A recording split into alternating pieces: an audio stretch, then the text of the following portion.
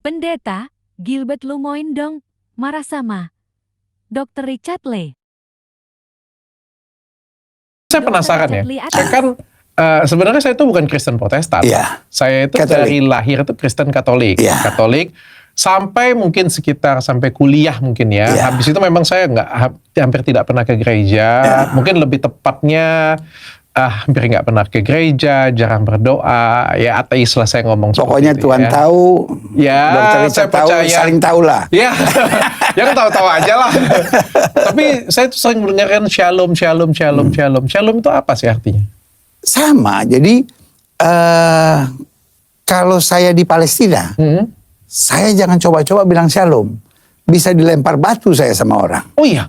Loh iya, karena itu bahasa Ibrani. Oh, oke. Yahudi Simpel ya. aja. Agamanya Yahudi, tapi bahasanya bahasa Ibrani. Jadi kalau misalnya, kan ada banyak orang Arab di Israel. Ada banyak orang Arab di Israel. Ketemu orang shalom dia. Oke. Walaupun di Arab pakai. Kalau di Arab pakai- biasa aja shalom. Kalau di Israel. Oh, oke. Jadi karena itu bahasa Ibrani. Jadi kalau dia di Israel, orang-orang Arab yang pakai apa tuh namanya hijab dan lain-lain, misalnya kayak di rumah sakit atau di terminal atau apa, ketemu orang ya biasa ya shalom ini. Terus dia ngomong Ibrani. Artinya apa sih? Shalom itu damai sejahtera, sama seperti assalamualaikum. Oh. Tetapi ketika di Palestina, ya kan ini negara sebelahan kan. Ketika di Palestina, mau dia orang Kristen, mau dia apa, biasa aja alhamdulillah gitu. Apa kabar? Alhamdulillah gitu. Biasa aja gitu. Nah, cuman di kita dijadikan bahasa Arab adalah bahasa Islam, bahasa Ibrani adalah bahasa Kristen. Nah, itu yang salah kaprahnya. Oke, padahal itu sebenarnya ya saling mendoakan, saling ini ya, salam ya. Dalam Alkitab dikatakan kalau kamu masuk rumah, ucapkan damai sejahtera. Gitu. Nah, dalam bahasa Alkitab aslinya, bahasa Ibrani, dibilang when you enter the room, say shalom. Nah, sebetulnya itu.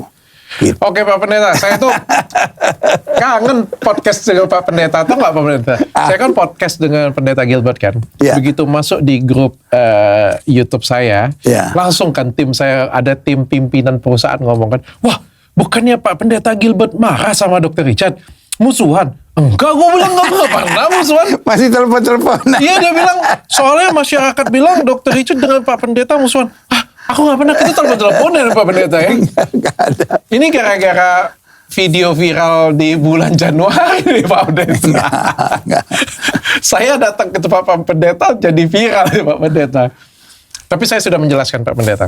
Aman. Jadi mungkin Pak Pendeta deh cerita versi Pak Pendeta Gilbert. Saya bisa datang ke gereja Pak Pendeta Gilbert di Januari. Kembali buat saya, sebelum kita belajar agama, kita mesti belajar manusia dulu lah gitu.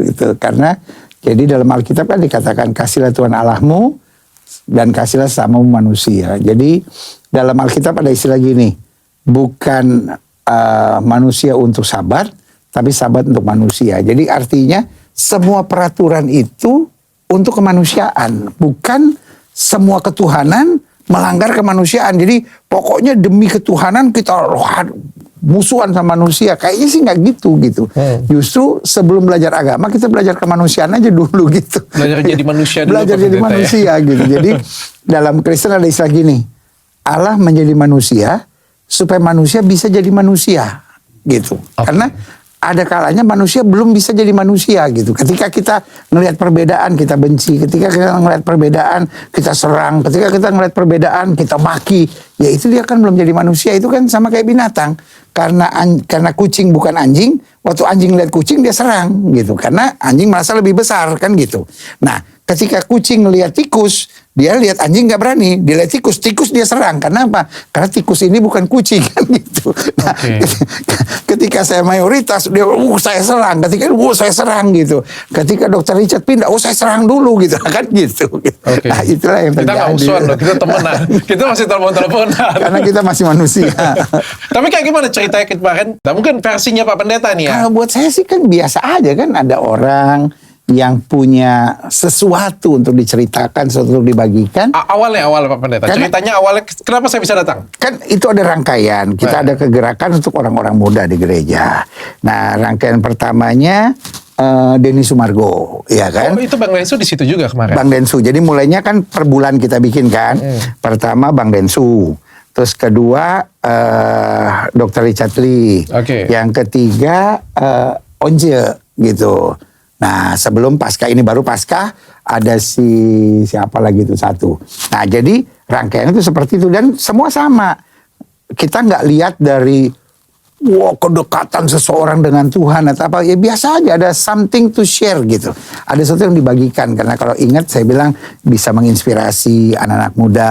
Anak-anak muda ya pada Ya, waktu itu ya. karena waktu itu saya ceritanya bilang sama Dr. Richard gini, Dr. Richard, kan dokter ini pernah ngalamin sukses, pernah ngalamin susah, jadi istilahnya bantingan-bantingannya asik. Tahan banting. Jadi, tahan banting gitu. Nah, yang sekarang saya bilang anak sekarang itu agak ya gampang goyang, gampang kepahitan, gampang stres, gampang putus asa. Nah, sebetulnya itu aja yang menginspirasi gitu. Nah, jadi kita nggak lihat Dr. Richard sebagai orang yang penuh Roh Kudus, penuh kemuliaan Tuhan gitu. Nah, dan itulah yang dibagikan oleh Dr. Richard. Kira-kira itu aja sih. Minta gitu. motivasi ya Pak Pendeta. Iya, lebih ke arah motivasi, semangat supaya jadi kuat gitu. Ya kan, istilahnya tanpa Tuhan aja kuat, apalagi dengan Tuhan kan gitu istilahnya. Oke, jadi tapi masalah itu jadi viral. Ya biasa kan kalau Dr. Richard harus viral, kalau bukan viral, namanya bukan Dr. Richard. Tapi di bayangan aku Pak Pendeta, itu tuh kakak. Itu kakak. Tapi satu loh yang saya perlu klarifikasi. Dr. Richard nggak minta tarif loh. Kita nggak ada urusan tarif-tarifan gitu. Itu betul-betul Saling bantu. Saling bantu aja gitu, ngobrol biasa aja. Jadi takutnya nanti, ini karena Dr. Richard ada hitungan-hitungannya. Nggak. Itu clear. Dr. Richard nggak pernah juga kasih Pak Pendeta kalau saya datang transportnya Rekap sekian, Bapak. uangnya sekian. Ya, itu clear, jelas. Memang nggak pernah. Tapi saya itu sebenarnya senang Pak Pendeta. Ini kan aku ada utang Pak Pendeta. Pendeta ini bilang, Dok, nanti ada ibu-ibu bulan Mei. Lagi ya. Dr. Richard kan urusannya wanita kan. Apa tuh skincare, perawatan. Jujur Pak Pendeta, saya tuh senang Pak Pendeta. Jadi saya senang tuh berbagi, bukan soal keagamaannya. Karena kan saya kan ngerasa saya nggak agamis ya. Mungkin yang lain mungkin lebih rajin berdoa, lebih rajin beribadah, lebih rajin ke gereja dari saya. Jadi saya malu sih.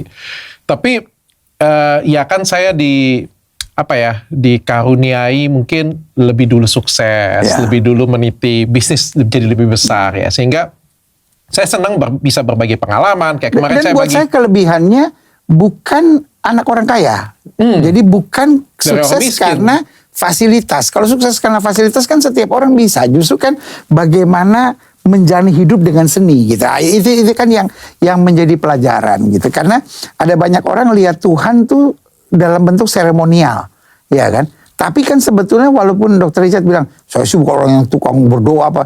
Tapi kalau kepepet kan pasti, ya Tuhan tolong saya gitu. Jadi Ya, itu kan juga ya. itu kan pasti yang memotivasi seseorang gitu. Kan nggak mungkin, I don't believe in God atau apa, kan nggak. Pasti apapun, Tuhan tolonglah gitu. Tuhan siapa kek, pokoknya Tuhan aja kan. Somewhere Kadang-kadang up there, please help semuanya me. ya. Please, somewhere up there, please help me. Kan kira-kira kan begitu. Simple aja sebetulnya. Gitu. Ya, tapi saya nggak mungkin karena gini ya. Mungkin karena kemarin itu video viral itu ada dua ya. Satu karena acaranya ternyata gereja. Di pikiran saya adalah anak-anak muda kumpul ya kan. Ternyata ada ibadah ringan di awal gitu kan. Walaupun saya nggak mimpin apa-apa kan. Terus ada kedua tuh saya kepleset lah. Ya itu kan sebagian buat telinga orang mungkin nggak bagus gitu. Tapi kan buat seseorang ya biasa aja kan. Jadi kembali we cannot please everyone gitu. Yang penting pokoknya ya Dr. Richard tahu aja kan begitu ya kan. Jadi dan yang pasti Tuhannya nggak pernah tersinggung gitu di atas itu. Ya, tersinggung. Siapapun namanya ya kan nggak akan bikin kapling lah gitu kalau menurut saya gitu. Iya kan? Bukan Tuhannya berarti nggak tersinggung ya? Iya kan, bukan berarti kalau we call him Allah misalnya gitu kan. Lalu, kenapa nih pindah-pindah baptis ulang atau syahadat ulang gitu. Kayaknya sih enggak juga gitu, karena ya dia sama dia kan di atas itu kan somewhere up there only one God, itu yang saya percaya. Tapi cuma satu Pak Pendeta. Ya harus dong gitu. Kok dua? Ya ilah. Presiden aja cuma boleh satu ya kan, apalagi yang di atas itu.